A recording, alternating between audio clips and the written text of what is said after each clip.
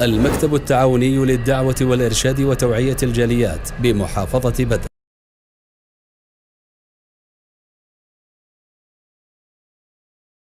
بسم اللہ الحمد للہ والصلاة والسلام علی رسول اللہ اما بعد.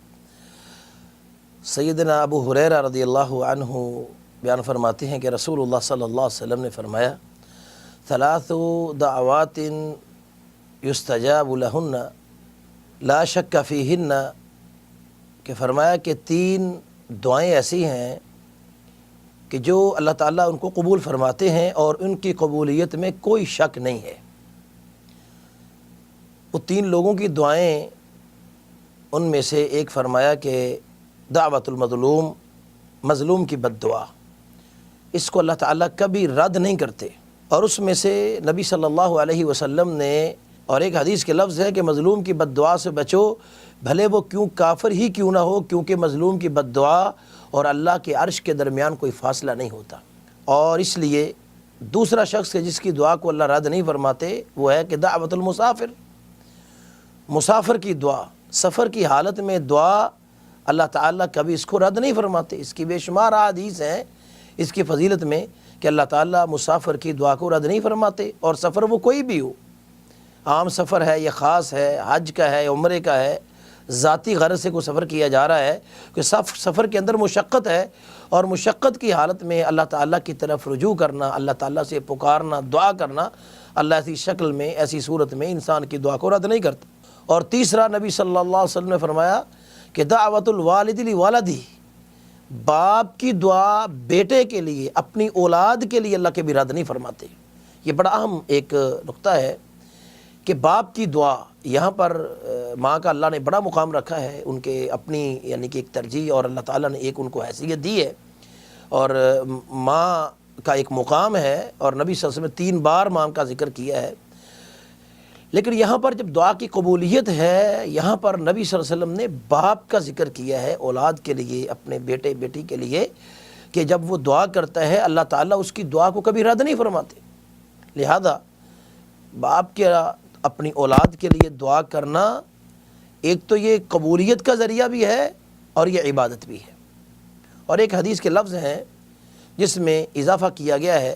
ان میں 3 لوگوں کا، یعنی کہ جس میں فرمایا کہ اللہ تعالیٰ ان کی دعا کو رد نہیں کرتے، ان میں سے ایک کا اضافہ ہے، تیسرے کا، کہ اس میں ہے کہ الصائم حين يفطر، کہ وہ روزے دار کی دعا جب وہ افطار کرتا ہے اللہ تعالیٰ اس کی دعا کو کبھی رد نہیں کرتے. وہ روزہ فرضی ہو یا نفلی ہو، آپ نے ایام 20 ہیں، یا آپ نے شوال کے روزے ہیں، یا آپ نے جمعرات اور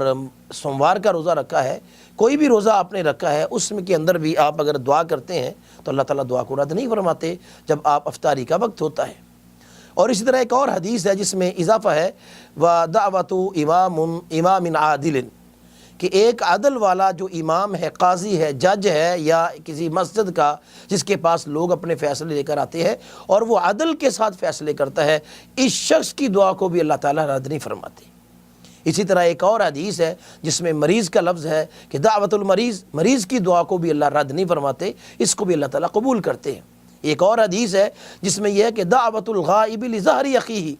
کہ مسلمان بھائی کے کہے بغیر، اس کے جانے بغیر،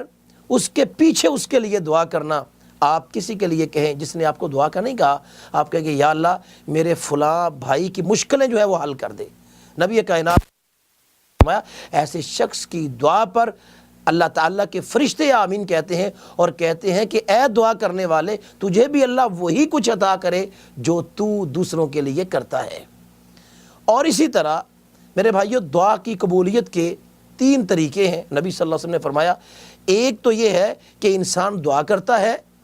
ایک تو یہ ہے کہ انسان دعا کرتا ہے اور وہ جو اللہ سے مانگتا ہے اسی وقت اس کو دے دیا جاتا ہے.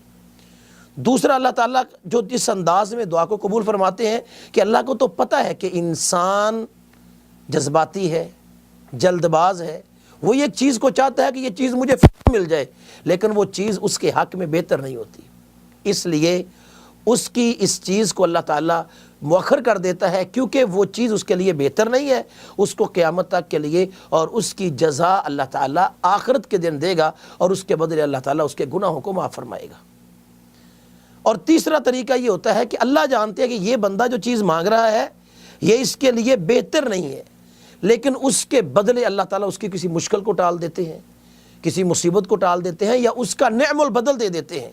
کہ جو اس سے بھی بہتر کوئی چیز ہے وہ اللہ تعالیٰ عطا کر دیتے ہیں۔ لیکن یہ جان لے کہ اللہ تعالیٰ ان اوقات میں ان حالات میں اگر دعا کی جائے اللہ تعالیٰ دعا کو رد نہیں کرتے، اور ان تین طرح میں سے کسی ایک طریقے کے مطابق ایک انداز میں اللہ تعالیٰ انسان کی دعا کو ضرور قبول فرماتے ہیں۔ لہذا نا امید نہیں ہونا چاہیے، یہ جاننا چاہیے کہ اللہ تعالیٰ ہماری دعا کو سنتا بھی ہے، ان کو قبول بھی فرماتا ہے، اور قبولیت کے یہ انداز ہیں، یہ طریقے ہیں، اور ان میں سے کوئی ایک طریقہ ضرور ہوگا۔ آپ نا امید نہ ہو کر بیٹھیں کہ میری دعائیں اللہ سنتا نہیں ہے، شاید کہ جس انداز میں ہم اللہ سے مانگتے ہیں اللہ جانتا ہے کہ انسان گناہ گار ہے، اس سے یہ کمیاں ہوں گی، چونکہ اللہ تعالیٰ کو پتہ ہے، اللہ کے علم میں ہر چیز، تیری مستقبل کا، تیرا جتنا بھی یہ فیوچر میں تیرے حالات ہیں اللہ تعالیٰ ان کے بارے میں جانتا ہے، اس لیے اللہ تعالیٰ ان کو ذخیرہ کر لے گا۔